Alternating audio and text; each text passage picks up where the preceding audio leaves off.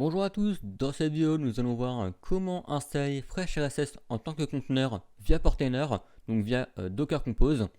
Pour ceux qui ne connaissent pas, FreshRSS c'est un agrégateur de flux RSS qu'on peut retrouver par exemple sur des podcasts, sur des newsletters avec Kill the Newsletter qui est un excellent outil que je vous recommande. Aussi via tous les sites WordPress quasiment, on a des flux RSS.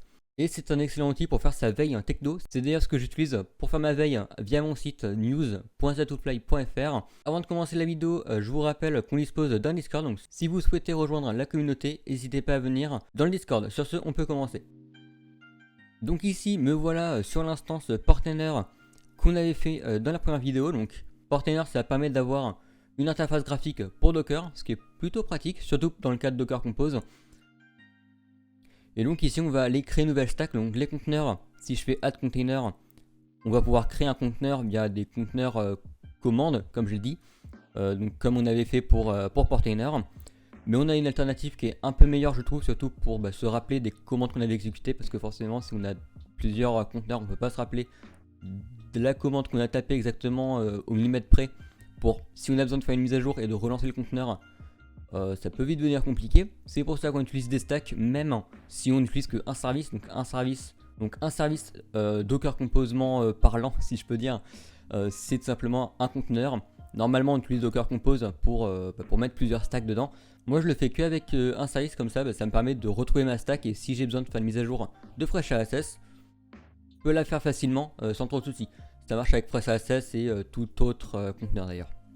Donc ici on peut voir que j'ai déjà une stack FreshRSS que j'avais testée, donc je vais juste la supprimer. Comme ça on n'en parle plus, on va refaire une stack toute neuve. Donc on va créer une stack, donc une stack c'est équivalent à un compose file. Voilà, donc Docker compose file here. D'abord on va le nommer, donc on va le nommer FreshRSS. Je nomme mes stacks en fonction de ce qu'elles font, ça me paraît logique, donc FreshRSS. Tout va bien. Et la stack je ne vais pas l'inventer de nulle part, je l'ai prise sur la documentation officielle de FreshRSS et je l'ai mise sur mon wiki. Donc le lien sera en description. Vous irez dans la catégorie self-hosted et il y a juste à chercher FreshRSS qui est là. Donc ici, hop, ce qui nous intéresse, c'est pas le bare metal. J'avais déjà fait une vidéo d'ailleurs pour installer FreshRSS sur une machine fixe, donc sur directement avec un serveur LAMP, tout simplement. Dans cette vidéo, on va voir avec Docker Compose. Donc là, on va utiliser la stack Docker Compose. On a aussi Docker CLI, donc Docker CLI c'est tout simplement la commande que j'appelle CLI moi personnellement. Ça marche aussi, c'est la même chose, c'est juste un peu mieux d'utiliser Docker Compose, surtout quand on utilise Portainer, c'est plus intéressant.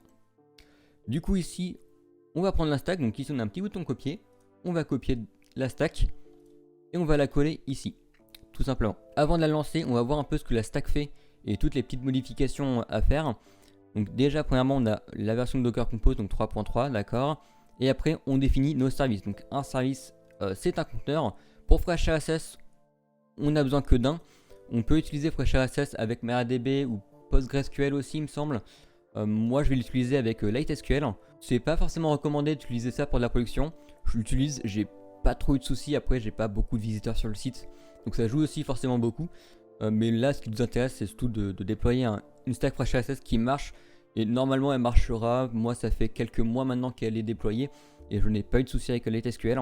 Premier conteneur FreshRSS qui sera notre seul vu qu'on n'a pas de base de données, donc pas besoin d'un deuxième conteneur, donc pas besoin d'un deuxième service. Le conteneur on va le nommer, donc on va le nommer FreshRSS. Ok. On a besoin d'utiliser des variables d'environnement, notamment le PID et le JID. Donc ici le PID c'est le numéro d'identifiant de l'utilisateur. Même chose pour le JID, sauf que J c'est pour groups. Donc pour le groupe, le C par défaut, il n'y a pas vraiment d'intérêt de le changer. Donc ça c'est très bien. Changer si vous voulez utiliser un utilisateur spécifique de votre système. Moi je laisse ça par défaut. Et après TZ la time zone. Donc nous on est à Paris entre guillemets vu qu'on est en France. Mettez ce qui correspond à votre pays. On définit l'exposition des ports. Donc les ports ça va être important pour pouvoir tout simplement accéder à FreshRSS. Alors on pourrait le mettre sur le port 80, ça marcherait. Le problème c'est que le port 80 je préfère le garder pour mettre par exemple un Nginx reverse proxy ou Traefik ou quelque chose du genre, un reverse proxy qui va nous permettre après de rediriger les flux. Donc on verra ça dans une prochaine vidéo. Mais pour le moment on va rester sur le 3001. Il faudra juste bien penser à taper le port 3001 dans le navigateur pour pouvoir y accéder. Et forcément, si vous voulez exposer FreshRSS sur internet, utilisez un reverse proxy. Il y a déjà beaucoup de vidéos sur internet, je vous laisse regarder. Et je ferai une vidéo à ce sujet un peu plus tard. Donc je vais le laisser sur le 3001 pour le moment. Et ici on a les volumes. Donc les volumes, donc dans notre cas on va utiliser deux volumes. Donc un qui va permettre de lier la data de FreshRSS à la machine hôte. Et l'autre, même chose pour les extensions. Comme ça, si on a besoin de déposer des extensions sur notre instance FreshRSS, donc on pourra le faire très simplement. Ici on a le chemin de l'hôte et après on a le chemin du conteneur. Donc le chemin du conteneur on n'y touche surtout pas. Ce qu'on va toucher c'est ça. Donc nous dans la vidéo qu'est-ce qu'on avait fait avant? On avait fait un dossier Docker. Et après ce qu'on va faire c'est qu'on va créer un dossier Fresh RSS où on va stocker tous les fichiers qui seront nécessaires à FreshRSS. Donc ici la data. Et on va faire la même chose pour les extensions. Donc on va faire docker /fresh RSS. Si je fais un ls de Docker, on peut voir qu'on a le portainer, donc là où est stocké les datas de portainer. C'est ce qu'on avait fait dans la précédente vidéo. Et ici, en fait, on pourrait tout simplement faire un mkdir fresh RSS. On n'a pas forcément besoin parce que Docker va le faire tout seul. Quand vous avez bien terminé de mettre les bons chemins ici, donc ensuite on va définir une stratégie de redémarrage du conteneur. Dans ce cas là il est en unless-stopped. Donc unless-stopped, je le rappelle, ça permet de laisser la machine tout le temps allumée. En revanche si la machine hôte redémarre ou que si vous décidez de stopper le conteneur manuellement, il va se stopper, il va pas redémarrer. On peut le laisser aussi en always, qui pour la production est quand même un peu plus sympathique je trouve. Si vous avez des mises à jour à faire sur votre machine hôte et que vous redémarrez la machine hôte, ça va tout re-up d'un coup. C'est plutôt pratique. Donc on peut le mettre en always, donc comme ça quoi qu'il arrive, hormis si vous décidez de stopper le conteneur à la main, le conteneur sera toujours up. Donc c'est plutôt sympathique. Et ensuite on a le chemin vers l'image, donc le chemin ça correspond au Docker Hub. Donc si je vais sur le Docker Hub, on peut voir qu'ici elle a été update il y a 2 jours récemment. Hop. Et on peut voir ici qu'on a FreshRSS. C'est cette image que j'utilise tout simplement. Donc une fois que tout ça est fait, on peut déployer notre stack Docker. Et normalement on ne devrait pas avoir d'erreur. Hop, je déploie ma stack, ça va pouler l'image. Ça va tout simplement démarrer le conteneur. Et on pourra accéder à ce dernier et le configurer. On peut voir que la stack a été up. Donc si je regarde ma stack FreshRSS, on peut voir que dedans j'ai un conteneur qui tourne. Et le gros avantage, comme je le disais avant, c'est qu'on peut cliquer sur Editor et modifier tout ce qu'on veut en fait. On peut ajouter par exemple un autre volume. Bon, il n'y a pas trop d'intérêt dans ce cas là, mais on peut faire un peu ce qu'on veut et ça c'est vachement cool. Si vous avez des problèmes, on peut aussi regarder le log ici du conteneur. Donc là, hop, je quitte l'éditeur. On peut voir que tout s'est bien passé, pas de souci. Ce qu'on va faire maintenant, c'est qu'on va faire, hop, on va taper l'adresse IP de notre machine. Donc moi c'était en .50. Et ensuite on va taper le port qu'on avait attribué à notre conteneur Docker. Donc moi c'était 3001. Et on peut voir que j'arrive sur la page de configuration de FreshRSS. Donc on sélectionne la langue français, ça vient très bien. Vous disposez de toutes ces versions là. Donc c'est un conteneur, donc forcément normalement tout sera ok. Donc on va passer à l'étape suivante. Ici super important, normalement c'est SQLite de base. Mais on peut, comme j'ai dit avant, on peut utiliser du MySQL ou du PostgreSQL. Donc l'avantage de SQLite c'est stocké dans un tout petit fichier. Donc ici SQLite c'est très bien, on valide. Et ensuite on va définir un utilisateur. Donc l'utilisateur on va très bien Z2Fly. Et le mot de passe on va mettre un mot de passe sécurisé comme d'habitude bien évidemment. Surtout si votre FreshRSS est destiné à être exposé sur internet. On valide tout ça. Et on peut voir que l'installation s'est bien passée. On peut terminer l'installation. Donc là on va nous demander le nom d'utilisateur ainsi que le mot de passe qu'on a créé. Hop. Ici je vais cocher rester connecté 90 jours. Comme ça je pourrais rester connecté 90 jours. J'aurais pas besoin de me reconnecter à chaque fois, donc c'est plutôt cool, sachant que c'est un outil que j'utilise quotidiennement. Voilà. Et ici on peut voir qu'on a déjà 2-3 petits trucs intéressants dans l'interface. Donc on a les dernières mises à jour de FreshRSS déjà publiées, donc ça c'est plutôt sympa. Donc comme ça peut suivre l'actualité d'un peu de FreshRSS. Et justement la grosse actualité de FreshRSS du moment, c'est la .1.19 qui peut rajouter les petites miniatures dans le feed. Je l'utilise pas, donc c'est pas forcément ultra important, on va voir ça. Comment ça se passe pour toute la configuration. Donc ici on peut cliquer sur masquer comme lu, comme ça ça va tout masquer comme lu, hop, ça clignotera plus. À gauche on a tout simplement nos catégories, donc on a le flux principal, donc ça répertorie tous nos flux. Les favoris si on met des articles en favoris ici. Nos étiquettes, je vois pas trop à quoi ça sert, je l'utilise pas du tout. Donc après on a les catégories pour trier un peu tous nos flux. Donc si on veut ajouter, par exemple, première chose qu'on peut faire, c'est ajouter une catégorie. Donc on clique sur le petit plus, on va ajouter une catégorie, donc on va ajouter une catégorie IT. Très bien. Et après on peut ajouter un flux, donc on peut recliquer ici et on peut ajouter l'URL du flux.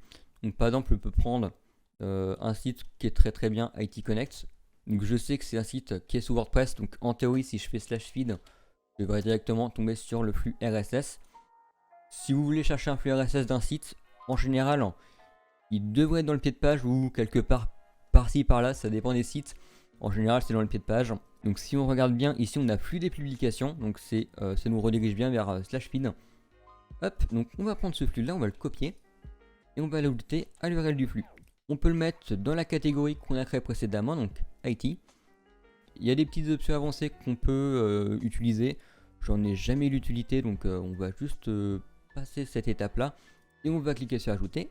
Notre flux a été ajouté et si on va sur la page d'accueil, on peut voir qu'on a tous les derniers articles d'IT Connect qui sont ajoutés. Donc ça c'est plutôt cool. On a vu quand même le principal. Maintenant on va voir quelques petites options qui sont vachement cool dans les paramètres. Donc les paramètres c'est en haut à droite. Et ici on a plusieurs choses. Donc on va simplement cliquer sur profil. Hop. Donc ici on peut associer notre utilisateur à une adresse email, changer le mot de passe si besoin. On a 3 options. Ok, c'est super. L'option la plus importante selon moi c'est affichage. Donc ici on peut resélectionner la langue. On peut changer de thème si on veut un thème un peu noir ou un peu différent. On va laisser par défaut. On peut utiliser les miniatures, comme je disais précédemment. Si vous voulez avoir les petites vignettes des articles, vous pouvez faire ça là. Moi ce que je fais c'est que je décoche les boutons de navigation parce que je trouve vraiment pas ça utile. Donc je décoche ça. Donc c'est des petits boutons qu'on peut retrouver à gauche en bas. Et après dans lecture, c'est là où il va y avoir vraiment beaucoup de choses intéressantes, notamment les catégories à déplier par défaut. Moi ce que je fais c'est toutes les catégories, comme ça toutes les catégories sont dépliées par défaut quand j'arrive sur le site, c'est plutôt sympathique. Après on peut cacher les articles qui sont lus, donc ça je le décoche comme ça, j'ai toujours quand même ma timeline, donc si je veux revenir sur un article que j'ai vu il y a 1 heure avant, je peux y revenir très facilement et ça va pas masquer l'article, donc ça désactivez-le, c'est quand même plutôt sympathique. Et après le reste, en général il n'y a pas beaucoup besoin d'y toucher, c'est quand même assez bien fait de base. On peut cliquer sur valider en bas, sinon ça ne marchera pas. Donc après on a plein de paramètres d'archivage, de partage, de raccourci clavier, des filtres utilisateurs que je trouve pas très bien fait. On a la liste des extensions de Fresh RSS. Donc on a tout un tas de choses à configurer selon vos envies. Et après dans administration, c'est là où ça va devenir super intéressant. Parce que si je me connecte par exemple à cette adresse là, hop, avec un autre navigateur, on va aller dessus. On peut voir qu'on nous demande un utilisateur et un mot de passe obligatoirement. Ce qui fait qu'on ne peut pas mettre Fresh RSS en public. C'est plutôt un peu fâcheux, si vous voulez le mettre en public en tout cas. Et pour cela, on va aller sur configuration du système. Et ici, on a plusieurs choses intéressantes. Donc on peut sélectionner le nom de l'instance. On peut le modifier, par exemple, moi je peux mettre Datafly RSS, voilà, c'est très bien. Donc après on a 2-3 options sympathiques comme par exemple le nombre max de comptes sur l'instance. C'est pas forcément utile donc on va le laisser à 1. On va valider, comme ça va changer le nom de l'instance. Ça peut être utile. Ensuite on peut aller dans gestion d'utilisateurs pour créer des nouveaux utilisateurs si besoin. Et surtout le plus important, c'est ce qu'on voulait faire à la base, authentification. Donc méthode d'authentification en formulaire, ok, très bien. Et ce qu'on peut faire, c'est autoriser la lecture anonyme des articles de l'utilisateur par défaut. Donc mon utilisateur par défaut, c'est Datafly, celui qu'on a créé avant. Donc ça va lister toutes mes catégories et tous mes flux. Donc on va autoriser ça. On peut aussi autoriser le rafraîchissement anonyme des flux. Donc le petit bouton pour rafraîchir qui sera apparent aux anonymes pour refresh la liste des flux RSS. Donc ça c'est plutôt important je trouve aussi. Donc à activer. Donc je clique sur valider et si on reload de la page ici, on peut voir que j'ai accès au site sans authentification et j'ai accès au petit bouton reload pour actualiser les flux. Donc ici forcément il n'y a pas eu de flux entre temps. Et d'ailleurs on peut voir qu'il y a mon nom en haut, donc Datafly RSS, c'est ce qu'on avait sélectionné précédemment. Donc ensuite on peut vérifier l'installation, ça pour un conteneur c'est pas très important. Et on peut voir à propos, donc là on est en version 1.19.1.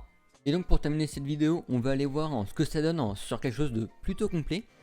News.stripe.fr, forcément c'est mon site où je fais la totalité de ma veille techno. J'utilise aussi forcément YouTube, quelques réseaux sociaux et encore très peu parce que je trouve pas ça ultra pertinent. Twitter est un peu sympa, Reddit aussi, mais les RSS c'est quand même une super bonne source je trouve. Faut juste bien sélectionner ses sources. Moi ça spamme un peu, surtout le soir avec Windows Central, etc. Donc moi j'ai du français, j'ai de l'anglais. Donc ici on peut voir que j'ai 2 nouveaux articles qui ont apparu. Donc je peux tout simplement cliquer sur masquer comme lui, ça va tout masquer comme lui, c'est super. Et à gauche on peut voir toutes mes catégories, donc catégorie blog, catégorie domotique, hardware, donc tout ce qui est un peu IT, Linux, les mises à jour de logiciels, tout ce qui est en rapport avec Microsoft, les podcasts, les smartphones, la sécurité, la tech généraliste, WordPress, les newsletters, etc., etc. On peut vraiment faire beaucoup de choses. J'ai en total je crois 35 flux, on peut vraiment en mettre beaucoup. La solution est quand même ultra stable. Et c'est self-hosted, donc on peut le mettre chez soi, etc. Donc ici, hop, on peut voir que j'ai refresh. On a de nouveaux articles qui sont apparus, donc je peux directement soit les lire comme ça directement dans le site, ou sinon j'ai un petit bouton à droite qui me permet de basculer sur le site officiel de Frandroid. Donc on peut lire un peu l'article, ce qui se passe. Et ça c'est plutôt sympathique. Donc d'ailleurs on peut voir que là j'ai 3 articles ici lus, et si je défile, on peut voir que ils sont masqués automatiquement au défilement. C'est une fonctionnalité qui est présente par défaut, on peut les activer au besoin. Et si j'ai envie de revenir sur un vieux article que j'ai vu il y a quelques temps, on peut voir un nouveau article de Chromebook Live. On pourrait le consulter, très bien. Ça marche vraiment super bien. C'est une solution que vraiment je vous recommande pour faire votre veille IT. Il y a aussi des alternatives gratuites comme Feedly qui permettent de faire un peu la même chose. Sauf que là on est avec Docker, on est avec FreshRSS, c'est du auto-hébergeable. Je trouve ça quand même un peu plus sympathique pour ma part. Donc comme d'habitude, n'hésitez pas à rejoindre le Discord pour venir discuter avec la communauté. Et sur ce, j'espère que cette petite vidéo vous aura plu. Et moi je vous dis à la prochaine pour une prochaine vidéo. Allez, ciao!